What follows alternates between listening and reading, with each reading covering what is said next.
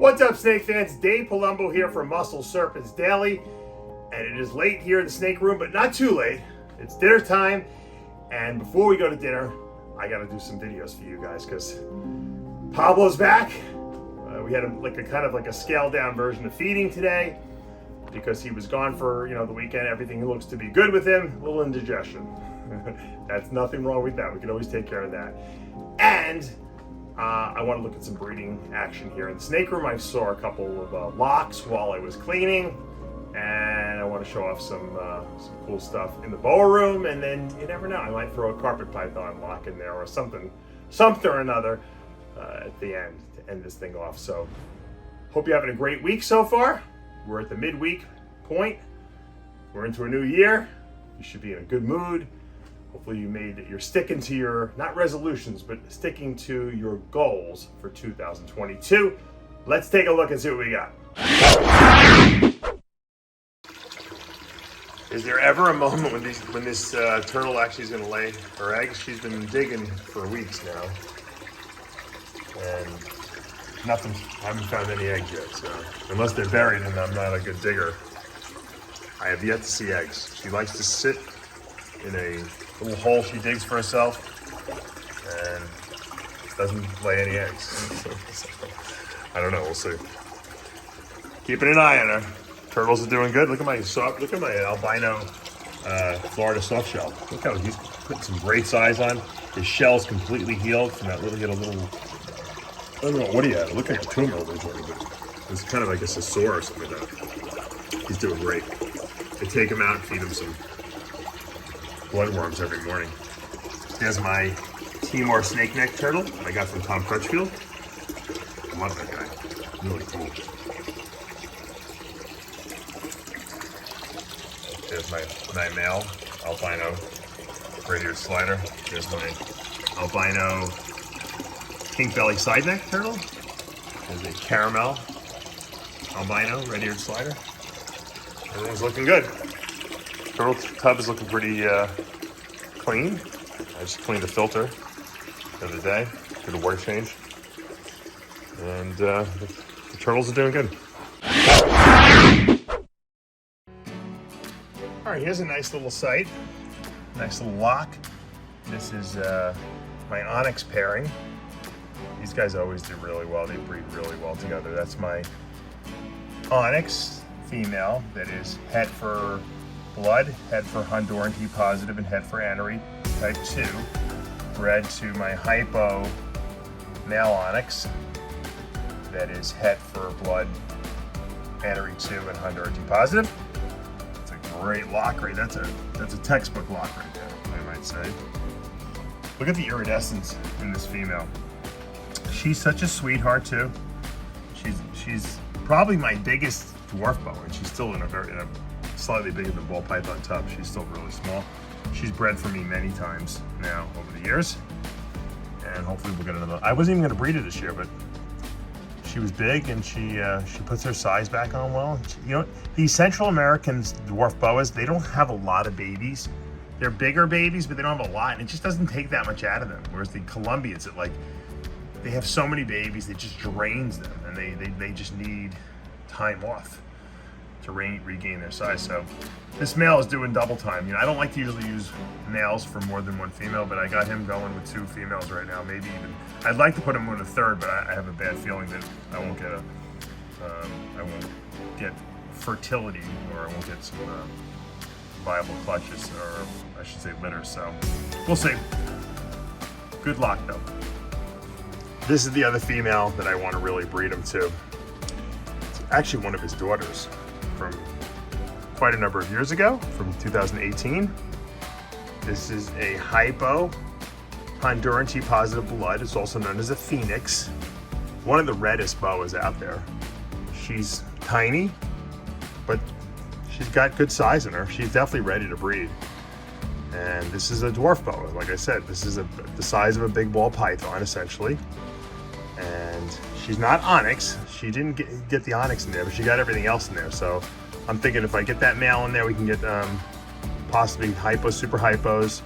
We'll put 1 copy at least of onyx hopefully in there, and then maybe we can produce some more blood, T positives, because They're beautiful snakes, you know. Especially if we get onyx in there, that should add more red. And if we put another copy of hypo in there, that should even make that even more red as well. So beautiful, beautiful snake. Hopefully she'll breed this year. Now here's a sun glow, or a T-positive sun glow onyx. That's 66% het blood. So that's a hypo Honduran T-positive onyx. Beautiful. Look at those beautiful chocolatey browns in there. He's also 66% het blood and 66% het anery 2. I produced him in 19. He's small, he's tiny. Look at my hand compared to him. He's really, really small still. I'm trying to see if he will breed this year. I'm not sure. He might need another year. I'm gonna put him in with one of my onyx females, mature girl who's already bred, and see. I've been putting him in. I haven't seen any locks or anything. I just think he's just too small at this point. He's not a great eater. A lot of the small, dwarf boas just don't eat a lot because they just, especially the males. The females seem to be better eaters than the males, but they don't need a lot of food. You just have to give them the year. Sometimes they need the time. Sometimes you could feed a boa and you can get it up to breeding age quicker if it eats a lot. But with these dwarf boas, they just won't eat. So you have to be really patient. But he's so beautiful. Look at that cross on his head. Just really nice. Hypo, onyx, and T-positive work really well together. Of course, if you want to infuse this with more red, you got to get that blood gene in there as well. All right, there he is. He's in there with this little bit bigger female. Once again, very similar to the other one I showed you. It's a sister. Onyx, het T-positive, het blood, het anery 2. She's got nice size. She didn't breed last year. I gave her off the year, so hopefully she'll be good this year. I just don't know if this male's going to do it. He's really small. We may have to try that. We may have to go triple time with that other male I showed you, but I'll make that decision. I'm going to see what he can do. It's still early for the boas. Sometimes they need a little more time anyway. You can go into mid-January and start breeding them and still have luck. So we'll see if this male gets the job done. If he doesn't, in the next week, I'm going to pull him and go with a more mature male. Sometimes you just don't have enough males. I just don't, it's funny because boas really 1-to-1 is the way to go with them. And because you never know when they're breeding. So you got to kind of just leave them together. So if you're constantly pulling males out and moving them with other females, a lot of times you miss the window of opportunity, so to speak. So we'll see. We'll keep an eye on these guys. All right, this pairing is true line breeding, if you want to think about that. These are two Russo Red Pastel Hypo Sterling boas that I produced in 17. I told you the story before. It came from the Vin Russo line of Russo Red Pastels, where he's bred the reddest of red snakes, generation after generation.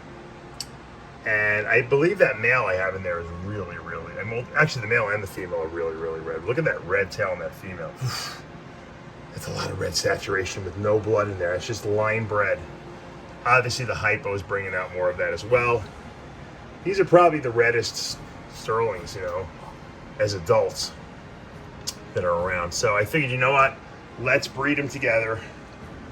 I've been doing a lot of crossbreeding between sterlings and other stuff to get double heads and triple heads, stuff like that. But I think this year, I have two breeding females. I'm going to breed sterling to sterling. I want to bring out even more reds and then hold back some more reds.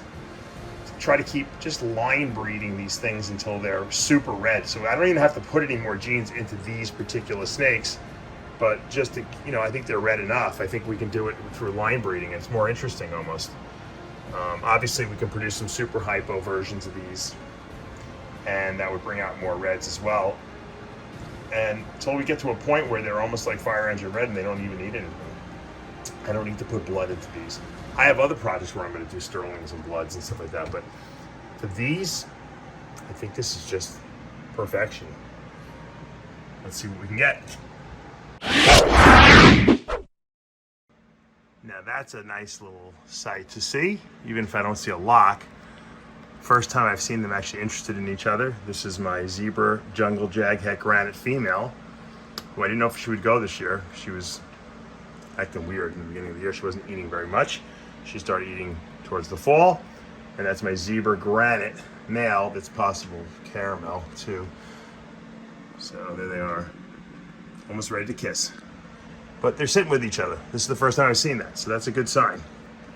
So will these carpets produce? We'll have to see. This female is gorgeous. She's got so much yellow in her. She's a really, really nice looking snake. And she's just, I don't know, she should have produced, you know, if she was gonna breed, I thought she'd breed in the last year or so. She didn't. The male is definitely good to go now. Let's see if she's good to go. I might continue to try to feed her a little bit. Usually I don't feed my carpets when I'm cooling them, but I still think she needs a little bit more size. She's so beautiful. We'll see what happens. Look at that. That's a picture. That's a cover shot right there, my friend. All right, guys, that's going to do it for today here at Palumbo's Pythons and Boas. Oh, man, that carpet pairing at the end there, they're starting to like each other. I'm really hoping we get some walks there. That would be an epic pairing. I've yet to produce visual granites in carpets, so that's something I really want to do this year. With that combination, we can make some really cool stuff. We can make some zebra granites. There's just so much potential in that pairing, and I can't wait to really, you know, see what we get, if we get anything. You know, sometimes you get nothing, sometimes you get some great stuff. Sometimes I'm surprised. Every year I'm surprised by something, in a good way and in a bad way, unfortunately. So that's the way it goes. I had a pied female die in me today. I don't know what. She just died. Things happen. Sometimes bad stuff happens. Snakes die, you know. Sometimes I forget how old these snakes are. Sometimes, yeah, some of these snakes are over 10 years old, and when you're breeding them every year, that definitely shortens their lifespan. I mean, there's no doubt about that. You have to come to, you know, grips with that fact that if you're going to breed your snakes, it's going to put stress on them. It's probably going to reduce their lifespan, and that's just the way it goes. You know, if you want to have a pet that's going to live for 30 years, which these snakes can, don't breed them. You know, that's, you know. But at the end of the day, that's part of the fun, right? Making new stuff, new generation. That's why you always have to think about replacing what you just have. So if you have a really great snake and you produce something that's very similar to it, you're saying, well, I don't really need it, I already have one, I'll just sell it. Think twice, because that older snake that you're breeding every year could die, and then you don't have a replacement for it. Then you gotta go out there and buy a replacement for it. So always keep that. And look, I'm guilty of that too. I've neglected replacing certain snakes that were invaluable. Now I don't do that anymore, especially your males, because males die sometimes just because they overbreed themselves to death or whatever happens. And if you have a really good male and you don't have a replacement for it, even especially when you produce something. So a lot of times you have a male, you breed through a couple things, you produce great stuff, and then you don't hold anything back. You always got to hold back something really good. Even if you don't have the room, hold it back anyway, just as backup. Can't have enough good males, I always say that. All right, guys, I hope you're having a great week, and you know what to do. Hit that subscribe button, turn on your notifications, hit that like button. I'll see you back tomorrow morning.